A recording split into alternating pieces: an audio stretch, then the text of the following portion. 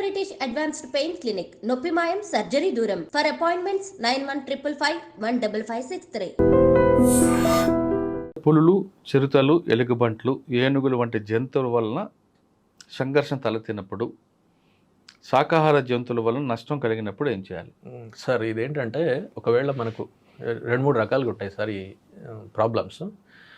ఒకటి ఆ యానిమల్ వలన ఇంజూరీ కావడం, మనుషులు ఇంజూరీ కావడం. రెండవది చనిపోవడం కూడా జరుగుతుంది.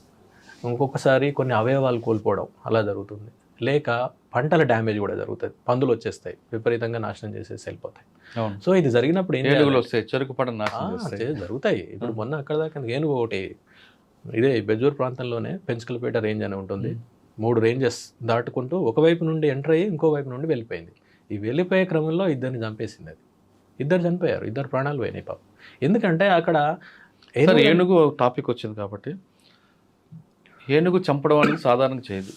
అవును, ఏ జంతువు అయినా సరే తన ప్రాణాన్ని కాపాడుకోవాలనే ఉద్దేశం ఉంటుంది తప్ప మనుషుల మీద అటాచ్డ్ ఉంటుంది. ఏనుగు ముందు కాషన్స్ ఇస్తుంది కదండి. అవును, అన్ని టైగర్ కూడా, ఏ యానిమల్ అయినా కూడా. ఇప్పుడు మీరు అక్కడ దాకా ఎందుకు సార్, మీరు మనకు బాగా తెలిసిన ఎగ్జాంపుల్ నేను ఒకటి చెప్తాను. ఇప్పుడు మీరు కుక్కలు ఉన్నాయి అక్కడ, ఓకే, మనం వెళ్తున్నాం, మనం మరీ దగ్గరికి వెళ్ళామనుకోండి, అది వెంటనే మన మీద పడేమి కరవదు. అది ఫస్ట్ అది మనకు గుర్రమంటది, అది వార్నింగ్ ఇస్తుంది. అప్పుడు మనం ఎక్కడో మాట్లాడుతూ ఉంటాం, ఏ మొబైల్లో చూస్తూ ఉంటాం, మనం ఏమి పట్టించుకోం దాన్ని. అంటే జనరల్గా మన హ్యూమన్ టెండెన్సీ అది, నేను పర్సన్ అనట్లేదు. అయినా చూడకుండా దాని దగ్గరికి వెళ్ళిపోతాం, మీద పడితే. అంటే ప్రతి దానికి ఏంటంటే దానికంటూ ఒక బార్డర్లో ఉన్న ఒక ప్రత్యేకమైన ఏరియా ఉంటుంది. ఆ ఏరియా వరకు అది థ్రెట్ను పర్సీవ్ చేయదు. ఏం కాదులే, ఇక్కడ వరకు వచ్చినా కూడా నేను వెళ్ళిపోవచ్చు అని అనుకుంటుంది అనమాట. మీరు ఆ లిమిట్ని కూడా దాటారు, మీద పడితే. ఏనుగు ఏం చేస్తుంది? అయితే ఇది కూడా ఇప్పుడు మొన్న జరిగింది కూడా, అది వస్తున్నప్పుడు ఈ ఏనుగు గురించి మన ప్రాంతంలో ఐడియా లేదు. ఎందుకంటే ఏనుగులు మన అడవిలలో లేవు, ఈ మధ్యలో వచ్చినటువంటిది. అది బహుశా కొన్ని శతాబ్దాల క్రితం చిత్తూరు, శ్రీకాకుళం ఇటువైపు ఉంటాయి. మన దగ్గర ఒకప్పుడు ఉన్నాయేమో మరి మనకు తెలియదు. ఎందుకంటే మన టెంపుల్స్ మీద మనం కథలు చెప్పుకునేటప్పుడు, లేకపోతే హిస్టరీ చెప్పుకునేటప్పుడు మనం చదువుతాం వీటన్నిటి, రాజులు ఇంతగా పెంచేవాళ్ళు అది ఇది అని చెప్పేసి. బహుశా మరి అప్పుడు ఉన్నాయేమో మనకు తెలియదు, రికార్డ్స్ మనకు తెలియదు. కానీ బహుశా నేను అనుకుంటున్నా ఇప్పుడు అవి ఛత్తీస్గఢ్లో ఉన్నాయి. యాక్చువల్గా ఛత్తీస్గఢ్ నుండి మహారాష్ట్రకు వచ్చేసినాయి.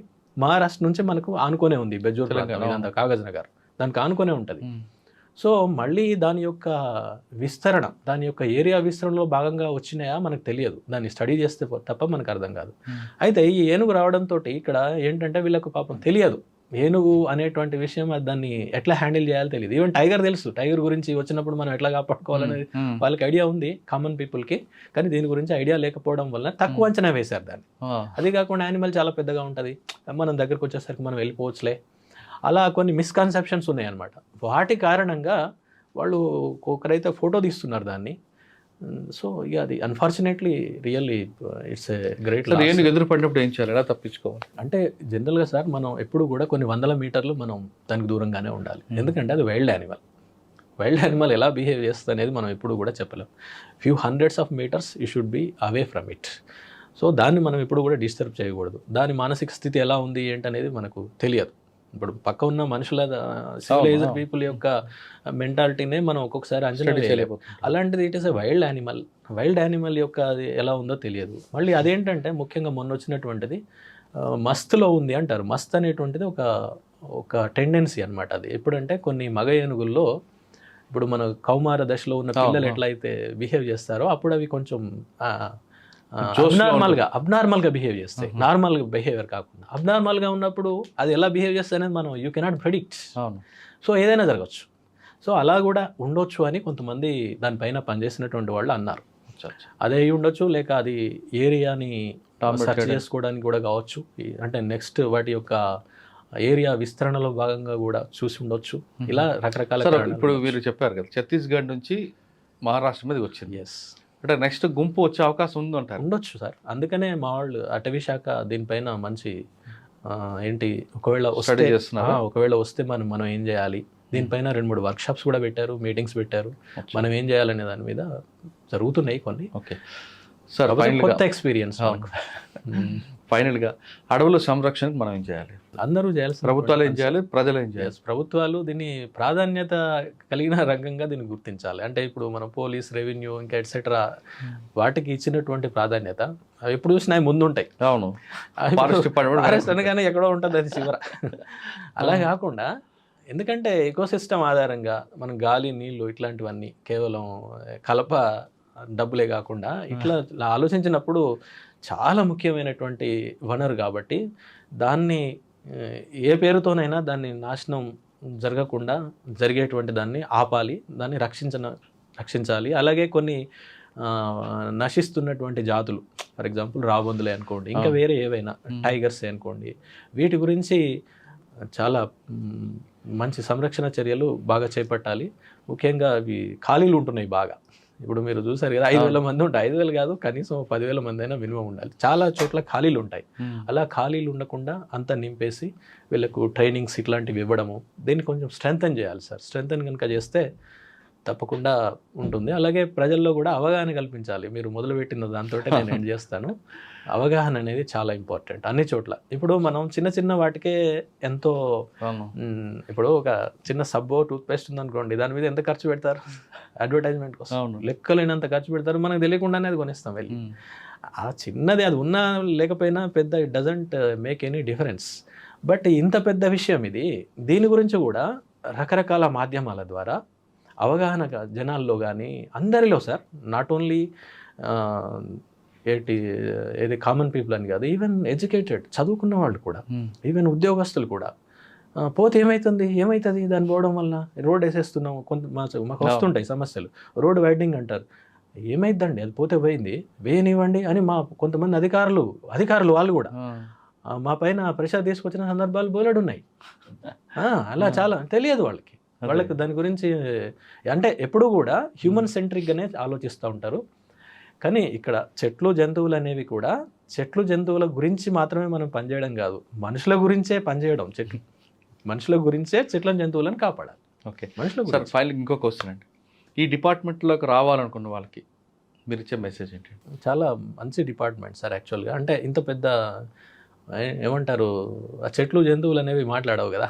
అవును, వాటి తరఫున మనం మాట్లాడాలంటే you are definitely a voice for the voiceless, తప్పకుండా. కాకపోతే ఏంటంటే ఇక్కడ చాలా